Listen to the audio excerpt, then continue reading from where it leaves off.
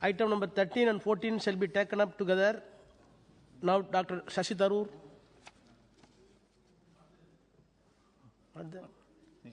Nishikant Dubai, Shri Nishikant Dubai.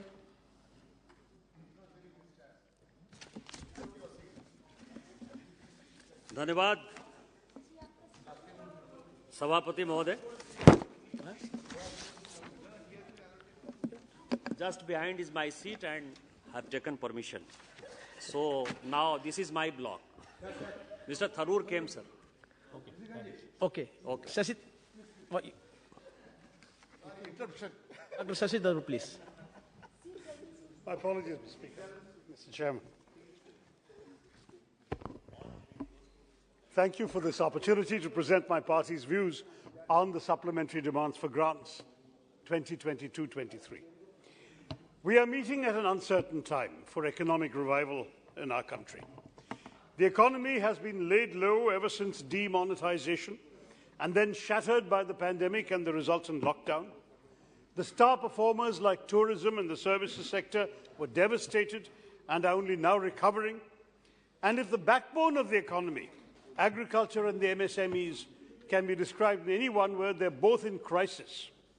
As I pointed out during the budget debate in this House last February, the government gave us the usual combination of high rhetoric, grand ambition, exaggerated numbers and unrealistic targets, all diluted with underwhelming allocations to crucial sectors. The very fact that the Finance Minister has come back with such a large supplementary demand for grants testifies to this once again. The government had budgeted a total expenditure of 39.45 lakh crores in fiscal year 22-23. But as spending, and as I predicted in this House, has defeated the estimates, excess expenditure has inevitably brought her back to the House with this new request, and the gross additional expenditure she seeks is over 4.36 lakh crores, 11.05% of the entire budget estimate, of which net additional spending constitutes over 3.25 lakh crores, including over 1.0 lakh crores for fertilizer subsidy payments. Now, in the budget speech, sir, I had warned that the significant reduction in fertilizer subsidy by about 25% was untenable. That point has been borne out in the past year when the government has had to augment the original budget of 1.5 lakh crores with an additional 1.10 lakh crores. And that amount is also being breached.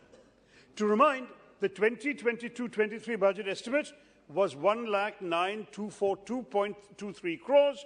The supplementary demand raised is for 1,01,09,288.95 crore. That is more than the original budget itself. I know what my good friend, the Finance Minister, is going to say. She will point to factors beyond her government's control.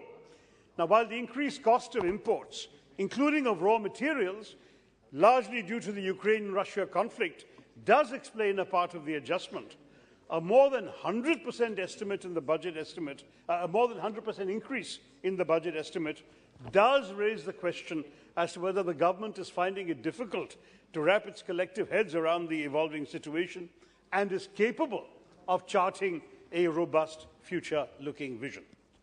Between 2018-19 and 2020-21, India's fertilizer imports increased almost 8% to 20.33 million tonnes from 18.84 million tonnes.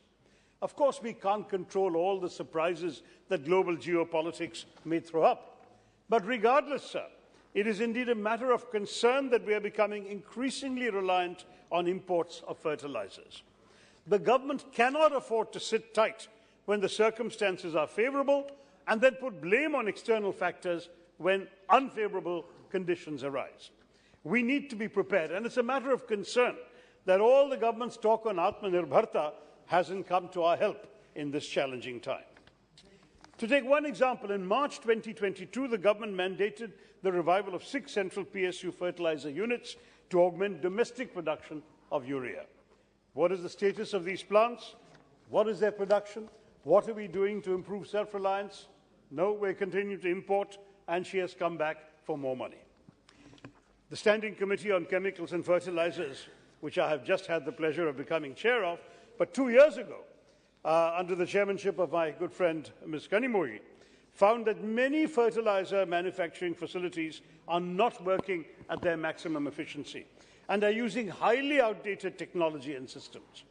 The government has to bear the cost of this inefficiency through higher subsidy. Capital expenditure was allocated only a measly 0.05 crores in the current budget, and there is no addition in the revised budget, no supplementary for that. So it's doubtful that the government is in fact putting in sufficient resources to focus on the improvement of our infrastructure and capacity. The ill effects of this situation, despite the government's claims of cushioning the impact on farmers, cannot simply be wished away. The government's price protection alleviates the effect of these increases excuse me, sir, only with regard to nitrogenous fertilizer, urea, but not on diammonium phosphate or DAP and muriate of potash, MOP, where subsidies are capped. But prices of these items have inflated due to global market trends, and as many as 5 farmer suicides in the Bundelkhand region have been reported just in the last year on account of fertilizer shortages. Now, nearly half of the DAP requirement is imported, mainly from West Asia, while the domestic MOP demand is met solely through imports also from Belarus, Canada, Jordan, and so on. Where is Atmanirbharta here? There is none of it, sir. The rise in fertilizer prices, in effect, reduces the disposable income of farmers. This income has been declining under the Modi government, in any case, by 8.9% between 2013 and 2019, according to the NSO survey last year. Now, on the topic of farmers, an RTI response by the Agriculture Ministry stated that payments made to beneficiaries under the Prime Minister's much-touted Kisan Samman Nidhi, PM Kisan, have fallen by 67% in the 11th instalment disbursed in October 22. It's probably due to this that the supplementary demand for the Department of Agriculture is quite low, in just 4 lakhs. But what does this say of the government's commitment to farmers' welfare? This is a scheme which provides a minimal support of only 500 rupees a month, which isn't pegged to inflation, nor is it likely to cover the increasing input costs faced by farmers. But even so, the reduced coverage compounds the vulnerability of our Kisans. Respected Chairperson, on the subject of NREGA, Mahatma Gandhi National Rural Employment Guarantee Scheme, I am sorry to have to serve as Banco's ghost, regularly popping up in our Finance Minister's nightmares to remind her of her sins of omission. During the last debate on the Union budget, I had pointed out that it was a matter of national disgrace that this government had, during a period of record levels of unemployment and distress in our country's economy, particularly the rural economy, chosen to slash the funds for NREGA by nearly 25% or 1/4. With the original allocation of rupees 73,000 crores, it was a move that not only defied logic, but constituted a blatant disregard for the crisis that has engulfed rural India. And what was worse, the original allocation also needed to account for an estimated 20,000 crores in payments pending from the previous year, effectively leaving the scheme this year with a paltry 50,000 crores, whereas most experts have consistently argued that NREGA needs anywhere between 1.3 lakh to 3.4 lakh crores in order to meet burgeoning demand for jobs with the minimum guarantee of 100 days of employment. Don't forget, sir, our unemployment levels in our country today have broken all records. In 2021, we reached the highest figures ever since unemployment figures began to be recorded in the 1930s. That's how bad the situation is. Obviously, relief is required. It's no wonder that even the Ministry of Rural Development had recently sought an urgent infusion of at least 25,000 crores, which sadly does not go far enough to address the current situation and is akin to trying to extinguish a forest fire with a glass of water.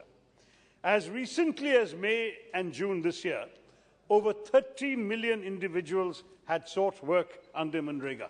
3 crore people had asked for jobs, sir. A demand that was last seen to such a degree in 2006, which is why the scheme was invented. As many experts have pointed out, the demand represents a 43% increase over pre-pandemic levels. a reflection of the grave challenges of widespread inflation and severe unemployment under which the rural economy is grappling with currently. Further, experts have also highlighted that across the country, pending wages to the staggering tune of 11,097 crores had accumulated as of June this year, sir. No wonder then that as recently as August this year, Manrega workers from over 15 states across the country sat in protest at Jantar Mantar, demanding urgent intervention from this government to address their critical concerns. Sadly, it appears that all their speeches, all their pleas have fallen on deaf ears. While the government may claim that the additional infusion from Manrega could offer some form of atonement for this catastrophic series of omissions, their budgeting of such a paltry infusion makes it clear that they have learned little from their historic disregard from the scheme. The additional outlay of 22,039 crores does not even match the request sought by their own Ministry of Rural Development and is nowhere close to taking the total allocation to the 1.3 lakh crores that experts have called for and that I had called for in this House in February, for the scheme to be sufficiently able to cater to the existing demand for rural work. Respected Chairperson, it's clear that in their logic-defying allocation to Manrega, the government has effectively reduced the two key words of employment and guarantee to hollow, meaningless terms. Neither is enough employment being provided, nor is there any guarantee that employment is assured. Absolutely right. The national net balance of Manrega funds is at a deficit of rupees 15,190 crores. Not to mention that almost 9 crore households have demanded work this year, of which 1.42 crore households that have applied are yet to be issued job cards, let alone be provided employment under the scheme. Further, more than 95% of households employed in Manrega this year, 95% have not got 100 days of work. And yet, despite the growing mountain of evidence pointing for the urgent need for redressal, you, Madam Finance Minister, have chosen to offer a token additional sum.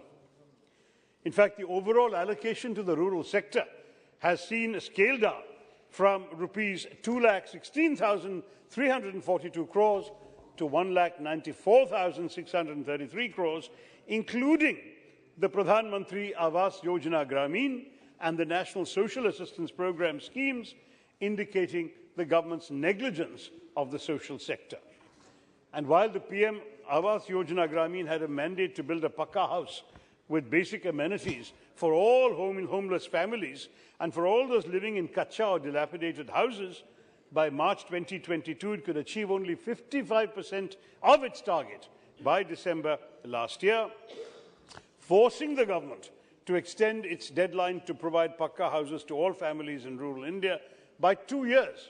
So the deadline, which was meant to be fulfilled by March 2022, is now March 2024. And we all are supposed to let this pass without giving it any thought. Again, promise, under-budgeting, poor implementation, here is the result. And I might say, sir, I know that there is some additional money in the Pradhan Mantri the Kalyan Yojana. But the fact is that throwing sops because you fail to address the underlying problem is no solution at all. The appalling disregard for vulnerable communities extends to other groups as well, including, for instance, groups like our fishermen, who represent some of the most economically challenged groups in our country and for whom there are no supplementary demands in this budget. Fishermen in my constituency of Thiruvananthapuram have had to contend with the severe challenges like the devastation of Cyclone Oki, the floods of 2018 and 19, and then the pandemic. In addition, they've had to contend with the perennial challenge of coastal erosion that literally washes away their homes, but remains a matter this government has done little about. I've written to the Prime Minister, sir, and pointed out that if China had taken 2 inches of our land, we would all be up in arms saying that they have taken Mother India's territory. Here, the sea has taken away 64 kilometers of territory in my constituency, 64 square kilometers, and no one has bothered to find any money to address these problems. Homes have been toppling into the ocean, sir. Whether it was the budget presented this year or the supplementary demands for grants, it is most unfortunate to note that once again this government has neither looked into offering a special economic package for our coastal communities, as I've repeatedly called for on the floor of this House, nor are there any mitigation efforts by this government, either in terms of fiscal support or kerosene subsidies, which we know have been abolished, or funds for conversion of kerosene engines to diesel in that case, or even lower GST on nets and fishing equipment. None of that. The fishermen just don't matter to this government. I'm sorry to say that though our own Honourable Prime Minister has often reminded us that the strength of India lies in her villages and that there is a need to bridge the gulf between urban and rural India, it is abundantly clear that this government has no regard for rural India, no regard for the children of the sea, and is actively engaged in widening the chasm between these two Indias. Not just in its disregard for Manrega or our farmers, but through its consistent reduction in the allocation for rural development and social security schemes like the Pradhan Mantri Awas Yojana Rural, the National Rural Livelihood Mission and the Midday Scheme, and in the neglect of our hard-working fisherfolk. A similar narrative, Mr. Chairman, emerges from the government's disregard for the healthcare sector, which has been consistently underfunded and barely features in the supplementary demands for grants presented by the Finance Minister. As I pointed out earlier this year, despite the frailties in our medical infrastructure that were exposed by the pandemic, the health sector was originally allocated only 200 crore rupees more this year.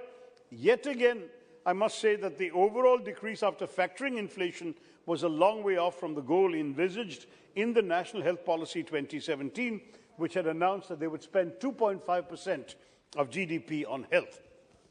In fact, we all know that a majority, 67.8% of expenditure on healthcare in India comes from out of pockets of ordinary people. Aam Aadmi expenditure is what is sustaining the healthcare business in our country. It's not just one of the highest figures in the world, but pushes almost 55 million of our fellow citizens under the poverty line each year.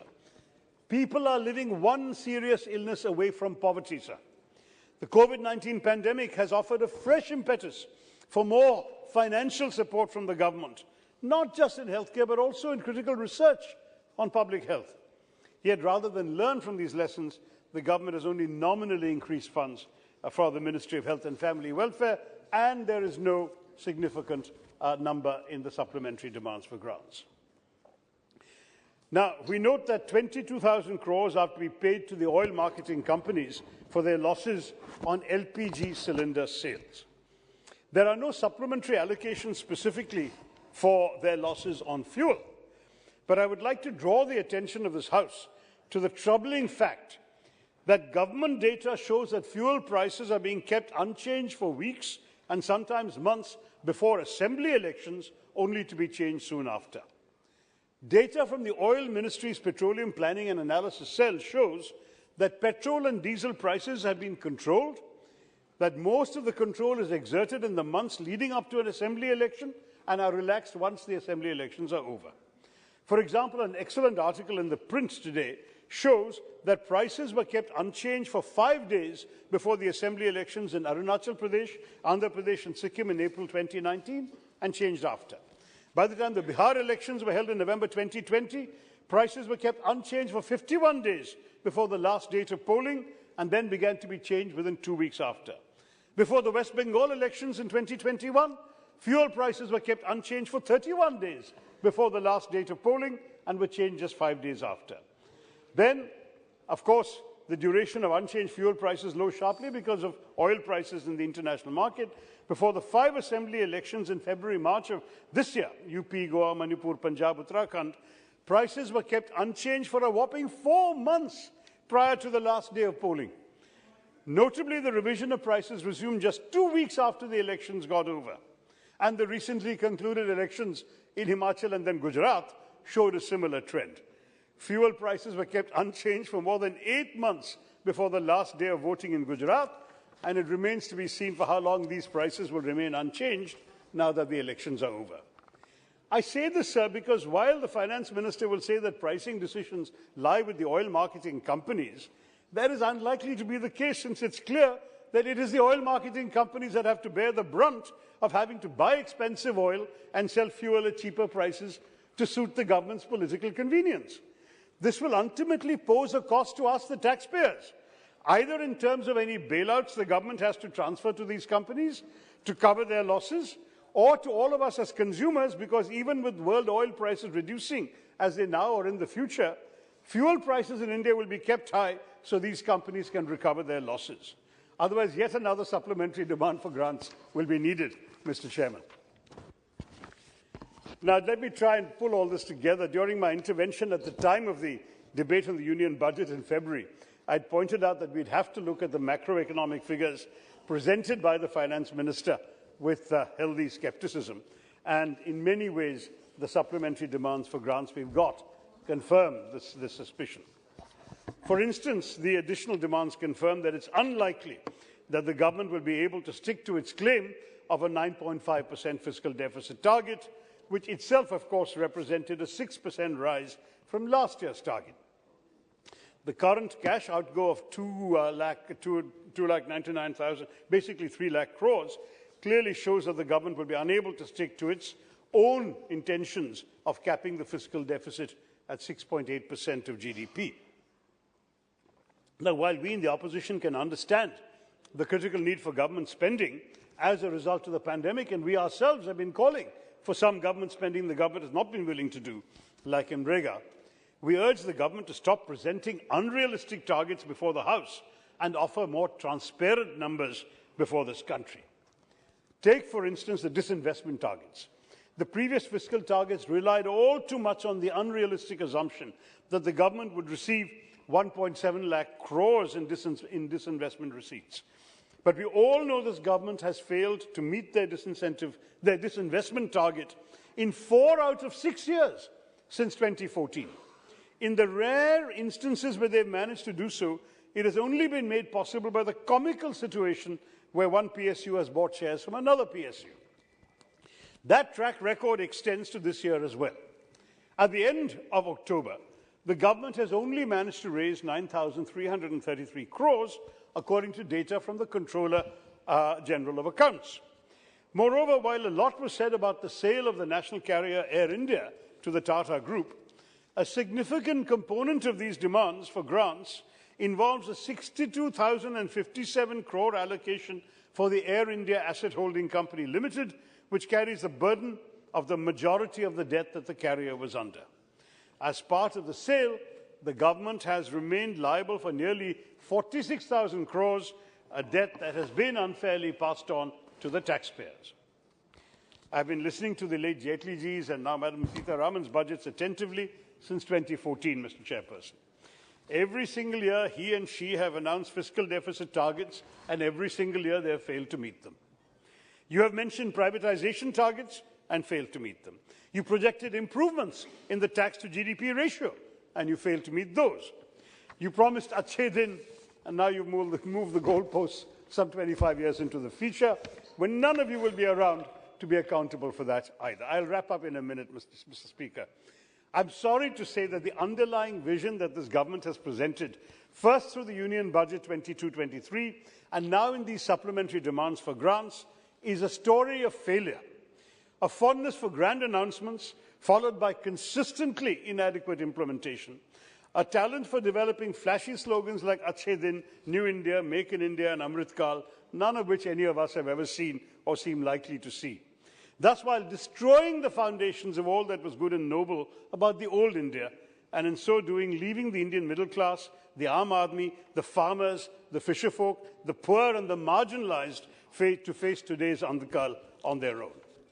We will not oppose these supplementary demands for grants, Mr. Chairman, because the nation needs them and more. But we deplore the needless rigmarole behind the process that has brought us to this point. The unrealistic budgeting, inflated promises and unreliable assumptions that oblige our finance minister to come back to the House time and again with such revisions. I really hope that when she returns to the House in February with next year's budget, she avoids making the same mistakes over and over again, and that we have seen again this time repeatedly every year, and she gives us a budget that her government can actually work within. Thank you very much, Mr. Chairman. Sri Nishikant Dubai.